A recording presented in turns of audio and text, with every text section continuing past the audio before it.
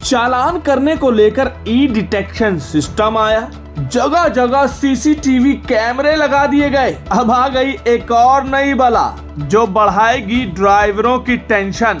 नमस्कार, transport TV में आपका स्वागत है। मैं हूं असलम कुरैशी, आप देख रहे हैं ब्रेकिंग न्यूज। दोस्तों, एक और ऐसा आदेश नोटिफिकेशन आई है जिसके बाद ड्राइवर टेंशन में है। इतने टेंशन में है कि एक संगठन को तो पत्र लिखना पड़ गया और उसमें अपनी मांगे उन्होंने लिख डाली। जी हाँ दोस्तों, आप देख सकते हैं स्क्रीन पर ये नोटिफिकेशन है 5 मई 2025 की, government of waste Bengal transport department. अब इसमें क्या लिखा गया है जरा ये देखिए। सबसे पहले तो ये लिखा गया है कि 23 फरवरी 2023 को ऑनरेबल चीफ सेक्रेटरी द्वारा वेस्ट बंगाल के एक मीटिंग की गई थी, जिसमें ये बताया गया कि जो कि ऑफेंडिंग वाहन है, यानी कि जो भी कानून तोड़ रहे हैं, उनसे सख्ती से निपटने के लिए क्या किया जाना चाहिए। लिखा है कि जो मैनुअल चालान हो रहे हैं, लोकल सर्वर से चालान हो रहे हैं, उन सभी को धीरे धीरे स्विच कर दिया जाए यूनिफाइड चालान सिस्टम की तरफ, और ऐसा करने के आदेश निकल भी गए हैं। जी हाँ, एक संजोग पोर्टल है। इस संजोग पोर्टल के द्वारा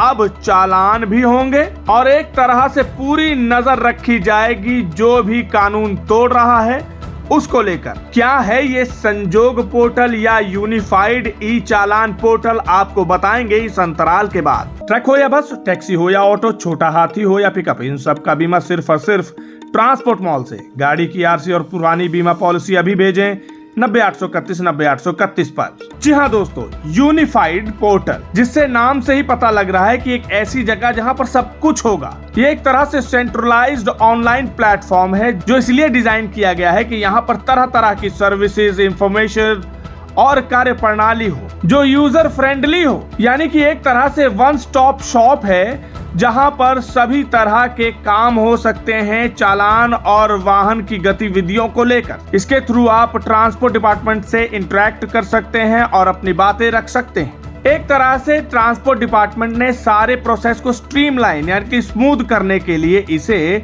लागू किया है। ये ट्रांसपोर्ट डिपार्टमेंट पश्चिम बंगाल की तरफ से है। अब आइए देखते हैं कि ये क्यों किया गया या ये नोटिफिकेशन क्यों निकाली गई। दरअसल जो मीटिंग हुई थी उसमें ये डिसाइड किया गया था कि जो भी वाहन हैं जिनके पेंडिंग चालान है, उन वाहनों की फिटनेस की रिन्यूअल और अन्य तरह की रेगुलेटरी सर्टिफिकेट जो हैं उनको बार कर दिया जाएगा जब तक कि चालान नहीं भरे जाएंगे। यानी कि फिटनेस रिन्यू नहीं हो पाएगा और तरह तरह के जो सर्टिफिकेट आप लेना चाहते हैं वो भी आपको नहीं मिलेंगे जब तक आप चालान नहीं भर देंगे। यही नहीं, ये भी लिखा गया है इसमें कि जो आपका ड्राइविंग लाइसेंस है विद पेंडिंग चालान, उन्हें भी बार कर दिया जाएगा रिन्यूअल और अलग तरह की ट्रांजैक्शन करने के लिए।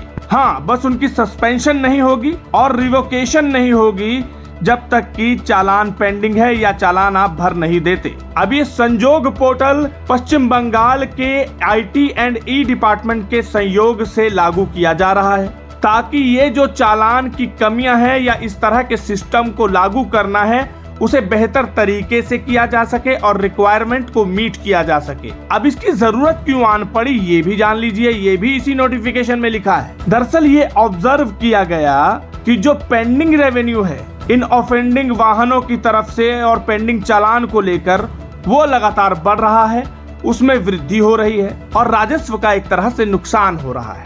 सारी चीजों को देखने के बाद, गवर्नर के ऑर्डर पास करने के बाद ये साफ निर्देश दे दिए गए कि पश्चिम बंगाल पुलिस, कोलकाता पुलिस और ट्रांसपोर्ट डिपार्टमेंट अब यूनिफाइड ई चालान पोर्टल का इस्तेमाल करना शुरू कर दें, जो कि NIC द्वारा डेवलप किया गया है और 1 जून 2025 से इसे इस्तेमाल में लाना है। और यही नहीं, साफ साफ NIC को ये निर्देश दे दिए गए हैं कि इस बात को सुनिश्चित करें कि SMS द्वारा उन लोगों को सजग किया जा सके ई चालान के बारे में, संजोग पोर्टल के बारे में, जो कि ऑफेंडिंग व्हीकल के मालिक हैं और motor vehicle act 1988 and rule के तहत उन सभी को बुक किया जाए, वो भी तत्काल प्रभाव से, और सभी की पेनल्टी संजोग पोर्टल से हो। और यही नहीं, ये भी लिखा गया है कि जो ऑफिसर होगा जो इसकी देखरेख करेगा, इस केस को आगे बढ़ाएगा, वो इस केस को एप्रोप्रिएट कोर्ट को भी देगा और ये सब संजोग पोर्टल पर दिखना चाहिए।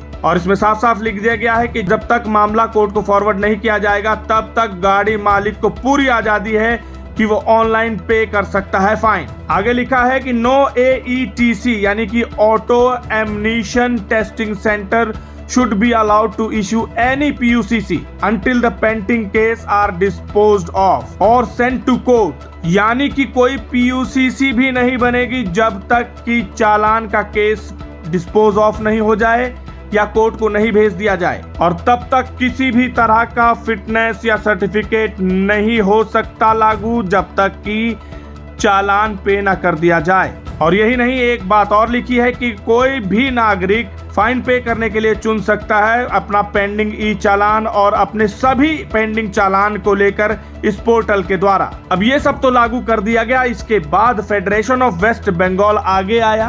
Federation of waste Bengal truck operators association का तरफ से आप लोग को मालूम है जो 5 मई 2025 तारीख को West Bengal government transport department एक नोटिफिकेशन किया, वो संयोग पोर्टल बोल के वो नोटिफिकेशन किया, जिसका मतलब है ये जो गाड़ी प्रीवियस केस जो खाया हुआ है, माने इतना सारा वेस्ट बंगाल में ऐसा हाल हो गया, हम लोग का गाड़ी चलाने बहुत प्रॉब्लम हो गया। और जो जगह से जो गाड़ी चलता है जिसमें सिविक वॉलंटियर्स का, जिसमें थाना पुलिस का, जिसमें ट्रैफिक पुलिस का, ये हर दम ये हैरेसमेंट जो गाड़ी में हो रहा है। आज एक गाड़ी होल दिया रहता है, उसका गाड़ी का केस होता है कूच बिहार में, जो गाड़ी मालदा रहता है उसका गाड़ी का केस होता है राजस्थान में। यही ये इस तरफ से केस हो रहा है, इंटरस्टेट वाला गाड़ी को पास वैसा ही हो रहा है। पुलिस का इतना धांधली चल रहा है, इतना हैरेसमेंट चल रहा है, पुलिस शुरू नहीं है, इसमें MBI का भी हैरेसमेंट चल रहा है। सब बॉर्डर में आपको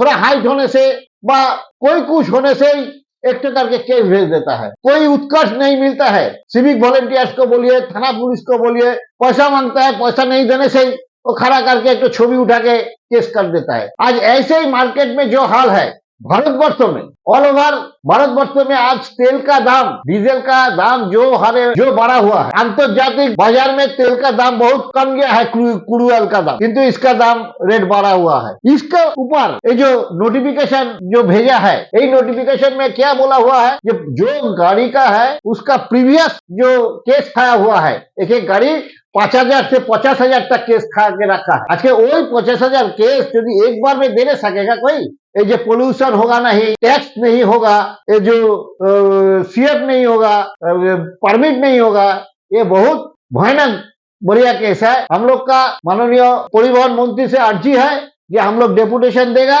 ये केस लेके। आगामी 23 तारीख को माननीय मंत्री साहब से हम लोग का अर्जी जो इमीडिएट यही जो नोटिफिकेशन है, ये नोटिफिकेशन से हम लोग को टाइम देना पड़ेगा। नोटिफिकेशन हम लोग मांगता नहीं है, ये नोटिफिकेशन अब वापस करने के लिए हमको चाहिए। जी हाँ, federation of waste Bengal truck operators association ने मांग कर डाली honourable chief minister of Paschim Bengal से, और इन्होंने ये copy honourable transport minister transport Bhavan में भी भेजी है, private secretary to CM government उनको भी भेजी है, the chief secretary government of Paschim Bengal को भेजी है, the principal secretary transport department को भेजी है, ADG, the director general of police, the director transport directorate इनको भेजी है। साफ साफ इसमें लिखा है कि वो ये ध्यान दिलाना चाहते हैं इस तरह की घोस्ट शेयर केसेस की तरफ। जी हाँ, उन्होंने घोस्ट शेयर शब्द का इस्तेमाल किया है। क्या है ये घोस्ट शेयर, आपको बताएंगे। अब इस पत्र के माध्यम से उन्होंने अपना दुख भी दिखाया है और ये भी चेताया है कि किस तरह से ये ट्रक ड्राइवरों के लिए, गाड़ी मालिकों के लिए खतरनाक हो सकता है। उन्होंने इसमें मेंशन किया है कि interstate goods carrying vehicles, state goods carrying vehicles, trucks, many of them have burden of 10,000 to 1,50,000 final penalty including other state, and now if they have to force to pay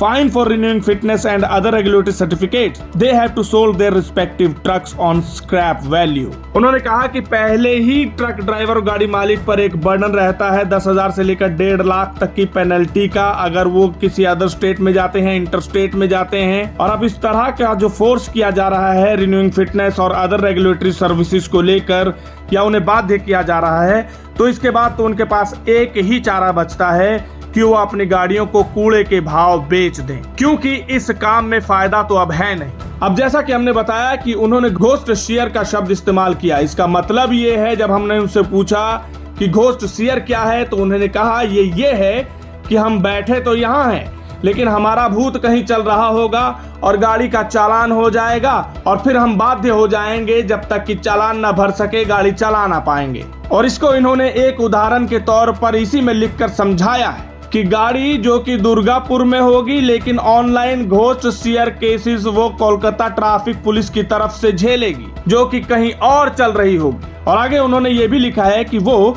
संजोग portal का किसी तरह से oppose नहीं कर रहे हैं, पर उनकी अपील है कि इसको तभी लागू किया जाए जब change of name of ownership of respective goods carrying vehicles truck after paying all the due final penalty. यानी कि इस लाइन का मतलब ये है कि अब वो ये अपील करना चाह रहे हैं कि जैसा सिस्टम पहले था कि ओनरशिप चेंज करने के टाइम पर तो बंदिशें लगाई जाती थी कि कहीं कुछ गड़बड़ ना हो जाए, वहां तक तो ये सिस्टम ठीक था।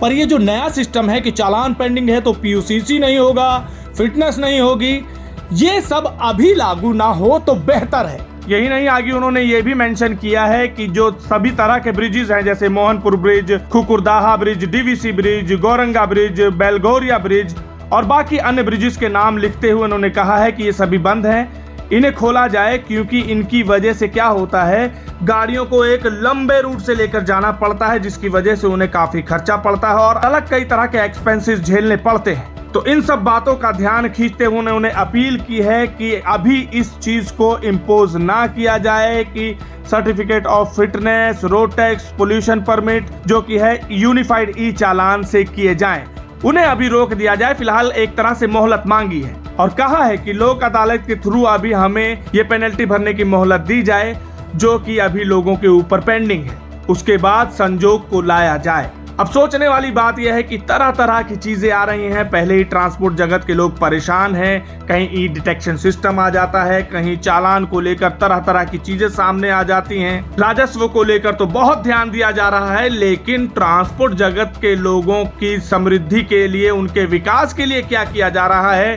कुछ समझ में नहीं आ रहा। बस किसी न किसी तरह उनकी जेब पर बोझ बढ़ ही रहा है, घटने का नाम नहीं ले रहा।